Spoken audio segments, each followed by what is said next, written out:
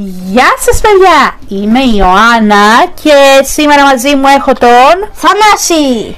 Είμαστε στο κανάλι Joanna's Wonder Lab και μαζί στο σημερινό επεισόδιο θα ψαρέψουμε... Τι θα ψαρέψουμε, Θανάση? Ζωάκια της ζούγκλας και του δάσους. Ναι. Είστε έτοιμοι να ξεκινήσουμε? Ωραία. Ψαρεύουμε το πρώτο το ζωάκι που είναι το... ο ελέφαντας. ελεφαντάκι. Για δείξτε το κοντά στην κάμερα να δουν τον ελέφαντα τα παιδιά. Ωραία.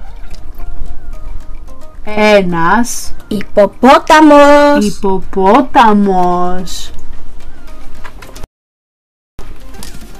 Το επόμενο είναι η τίγρης. Μία τίγρης. Πω. Πολύ μεγάλη. Είναι μεγάλη, Θανάση, όντως. Επόμενο ζωάκι. Τι άλλο κρύβεται εδώ μέσα, για να δούμε. Έπιασα ένα γουρουνάκι. Ένα γουρουνάκι. Το γουρούνι είναι ζώο του δάσους ή της ζούγκλας? Όχι, δεν είναι. Όχι, το βρίσκουμε σε στάβλους και σε αγροκτήματα. Ναι. Επόμενο ζώο Είναι η καμιλοπάρδαλη. Wow. Έχει πολύ ψηλό λαιμό. Και μεγάλα αυτιά. Ναι. Τέλεια. Και ψάχνουμε. Επόμενο ζωάκι.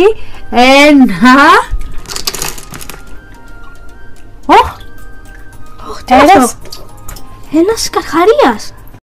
Μα ούτε ο καρχαρίας όμως είναι ζώο του δάσους και της ζούγκλας, σωστά? Ναι, είναι της θάλασσας. Το βρίσκουμε σε θάλασσες και σε ωκεανούς. Επόμενο ζωάκι Είναι το παπάκι. Παπάκι! Μα αφού το παπάκι είναι στις λίμνες. Και τα ποτάμια. Αλλά δεν είναι όμως πολύ χαριτωμένο? Ναι. Wow. Άγιο βασιλιάτικο παπάκι. Είναι τέλειο. Έχει ωραίο καπελάκι.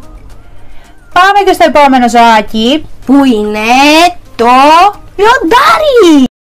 Wow. Για δείξτε το πιο κοντά στην κάμερα. Πολύ μεγάλο. Και μεγάλη χέτη. Ναι. Το λιοντάρι ξέρεις, Θανάση, ότι είναι ο βασιλιάς της ζούγκλας? Ναι, το ξέρω. Γιατί άραγε? Είναι πολύ δυνατό. Πω. Ωραία. Για πάμε να δούμε και το τελευταίο ζωάκι που είναι στην πισίνα μας. Και είναι... Δείξε. Η ζέμπρα. Μία ζέβρα. Wow. Που έχει ασπρόμαυρη χέτη. Ασπρόμαυρη χέτη και ασπρόμαυρες λωρίδες. Ναι. Είναι ασπρόμαυρη. Έχουμε άλλο ζώο ή τελειώσαμε? Νομίζω ότι τελειώσαμε.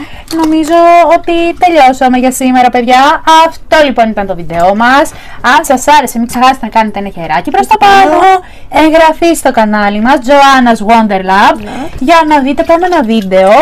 Και μέχρι τότε, γεια σας!